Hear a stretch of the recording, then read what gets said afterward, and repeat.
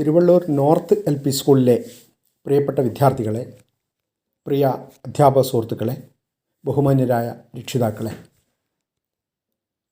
ഈ വിദ്യാലയത്തിലെ സമ്പൂർണ്ണ ഹോം ലാബ് പ്രഖ്യാപനം, അതുപോലെ സമ്പൂർണ്ണ ഹോം ലാബ് സജ്ജീകരിച്ചതിൻ്റെ ഉദ്ഘാടനവും അതിൻ്റെ പ്രഖ്യാപനവും ഇവിടെ നടന്നിരിക്കുകയാണ്. എന്താണ് ഹോം ലാബ് എന്നുള്ളത് കൊണ്ട് ഉദ്ദേശിക്കുന്നത്? ഈ ഒരു ഹോം ലാബ് എന്തിനു വേണ്ടിയാണ്? സാധാരണഗതിയിൽ നമ്മൾ ചെറിയ ക്ലാസ്സിൽ തന്നെ ശാസ്ത്ര വിഷയങ്ങൾ പഠിക്കുന്നു. 4ാം ക്ലാസ് വരെയുള്ള ശാസ്ത്ര വിഷയം എന്ന് പറയുന്നത് പ്രധാനമായും പരിസര പഠനമാണ്. അടിസ്ഥാന ശാസ്ത്രത്തിൻ്റെയും സാമൂഹ്യ ശാസ്ത്രത്തിൻ്റെയും ലഘുരൂപം ഒരുമിച്ച് ചേർത്തിട്ടാണ് നമ്മൾ പരിസര പഠനം എന്ന് പറയുന്നത്. 1ാം ക്ലാസ് മുതൽ ഈ പഠനം നമ്മൾ ആരംഭിക്കുകയാണ്. ഈ പഠനത്തിൻ്റെ പ്രത്യേകത, ശാസ്ത്ര പഠനത്തിനുള്ളൊരു പ്രത്യേകത, ശാസ്ത്ര പഠനത്തിന് ഒരുപാട് പരീക്ഷണങ്ങൾ ചെയ്യേണ്ടതുണ്ട് എന്നുള്ളതാണ്. വിദ്യാലയത്തിൽ നമുക്ക് ഈ പരീക്ഷണങ്ങൾ ചെയ്യുന്നതിന് വേണ്ടി ലാബ് ഉണ്ട്. അതിനുള്ള സൗകര്യങ്ങളും അതിനുള്ള സ്ഥല സൗകര്യം, അതിനുള്ള ഉപകരണങ്ങൾ, രാസവസ്തുക്കൾ എല്ലാം ലഭ്യമായ ലാബ് നമ്മുടെ വിദ്യാലയത്തിലുണ്ട്. എന്നാൽ ഇന്ന് നമുക്ക് വിദ്യാലയത്തിലേക്ക് എത്തിപ്പെടാൻ കഴിയാത്ത ഒരവസ്ഥയാണുള്ളത്. ഈ ഒരവസ്ഥയിൽ എങ്ങനെയാണ് നമ്മൾ ലാബ് ഉപയോഗിച്ച് പാഠങ്ങൾ പഠിക്കുക, പരീക്ഷണങ്ങൾ ചെയ്യുക? അപ്പോൾ നമുക്ക് ഒരൊറ്റ വഴിയേ ഉള്ളൂ. നമ്മൾ മലയാളത്തിൽ സാധാരണയായി പറയുന്ന ഒരു നർമ്മവാചകമുണ്ട്: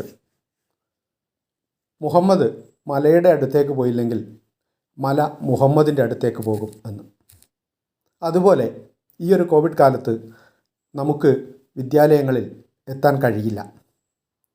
അപ്പോൾ വിദ്യാലയങ്ങളിൽ കിട്ടേണ്ടതെല്ലാം തന്നെ നമുക്ക് നമ്മുടെ അടുത്തേക്ക് വന്നുകൊണ്ടിരിക്കുകയാണ്. നമ്മുടെ പാഠഭാഗങ്ങൾ പഠിപ്പിക്കാൻ നമ്മുടെ അധ്യാപകർ നമ്മുടെ ഫോണിലോ അല്ലെങ്കിൽ TV-യിലൂടെയോ നമ്മുടെ വീട്ടിലെത്തുകയാണ്. അതുപോലെ നമുക്ക് കിട്ടാനുള്ള കിറ്റുകളൊക്കെയും നമുക്ക് വീട്ടിലെത്തുന്നുണ്ട്. നമ്മുടെ പാഠപുസ്തകങ്ങളും വർക്ക് ബുക്കുകളും നമ്മുടെ വിദ്യാലയങ്ങളിൽ നിന്ന് വീട്ടിലെത്തിച്ചു തരുന്നുണ്ട്.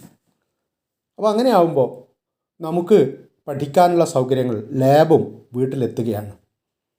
എന്താണ് ഹോം ലാബ് എന്നുള്ളത് കൊണ്ട് ഉദ്ദേശിക്കുന്നത്? നമുക്ക് ചെറിയ ചെറിയ പരീക്ഷണങ്ങൾ ചെയ്തു നോക്കേണ്ടതുണ്ട്. വിത്ത് മുളയ്ക്കുന്നത് എങ്ങനെയെന്നുള്ള പരീക്ഷണം ചെയ്തു നോക്കാൻ അതിനുള്ള സൗകര്യം നമ്മൾ വീട്ടിൽ തന്നെ ഒരുക്കുകയാണ്.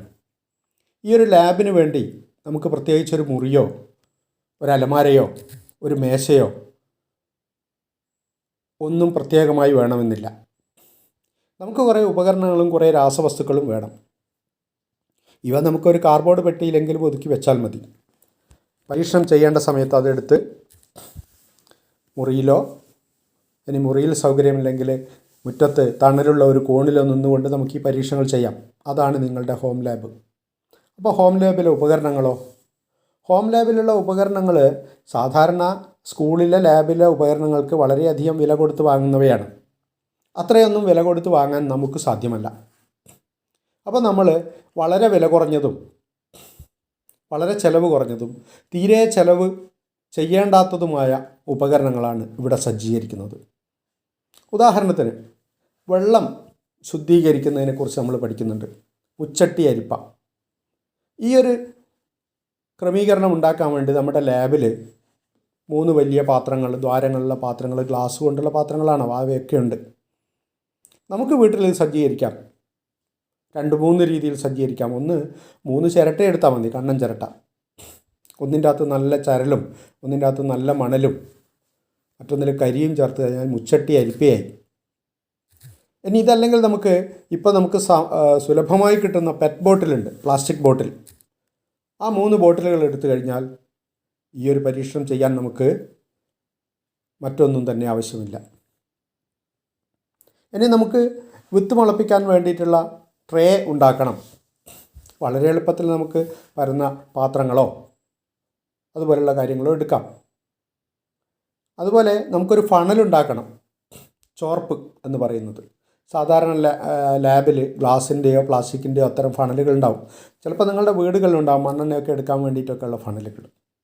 ആ ഒരു ഫണലുണ്ടാക്കാൻ നമുക്കിപ്പോൾ വളരെ എളുപ്പമാണ്. ഒരു കുപ്പി എടുത്തിട്ട് അതിൻ്റെ മുകൾ ഭാഗം മുറിച്ചെടുത്തിട്ട് തിരിച്ചു പിടിച്ചാൽ അതൊരു ഫണലായി.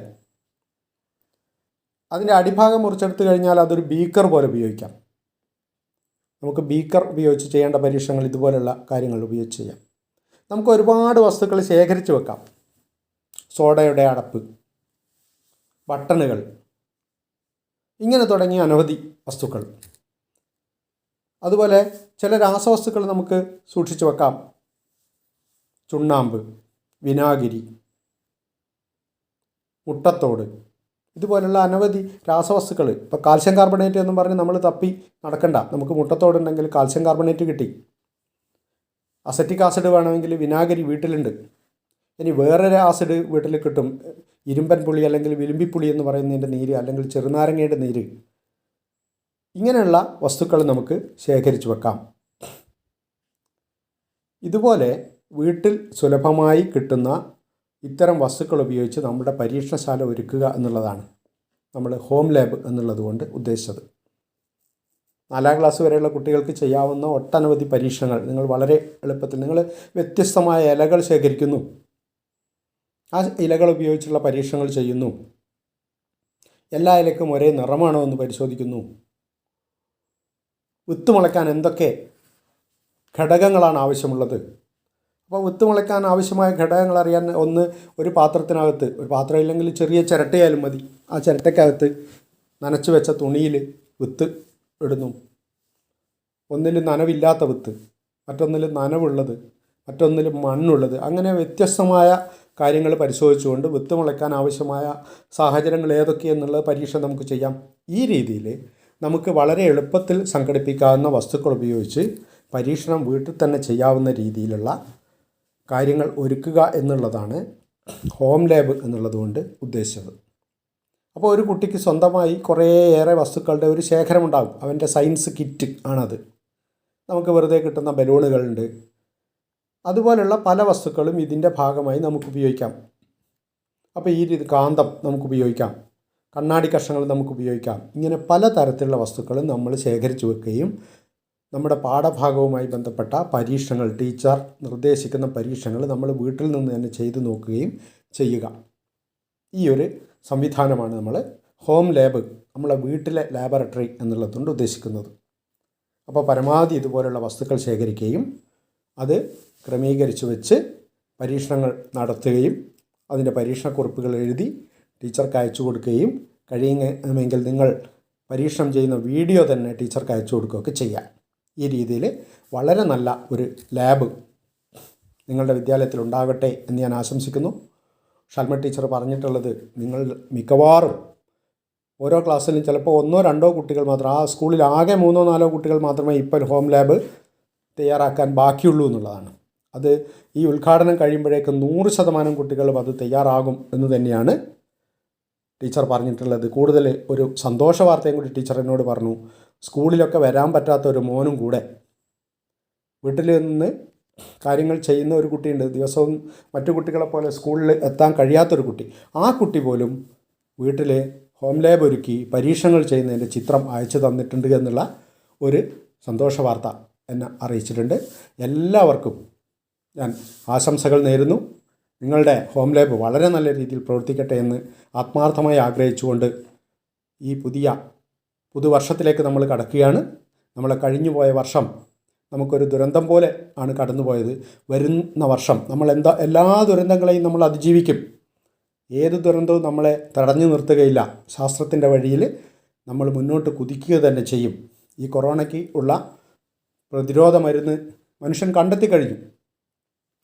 വരും ദിവസങ്ങളിൽ അത് വ്യാപകമാകുന്നതോടെ ഒന്നിനെയും പേടിക്കാതെ നമ്മൾ മുന്നോട്ട് നടക്കും. അപ്പോൾ ശാസ്ത്രത്തെ മുന്നോട്ട് നയിക്കുന്ന ഈ ഒരു കാര്യം വെച്ചുകൊണ്ട് തന്നെ നമുക്ക് മുന്നോട്ട് നടക്കാം. എല്ലാവർക്കും എൻ്റെ പുതുവത്സര ആശംസകൾ അറിയിക്കുന്നു. നിങ്ങളുടെ ഹോം ലാബിന് പ്രത്യേക ആശംസകൾ. ഇത്രയും പറഞ്ഞ് ഞാൻ നിർത്തുകയാണ്. എല്ലാവർക്കും എൻ്റെ നന്ദി, നമസ്കാരം, പുതുവത്സര ആശംസകൾ.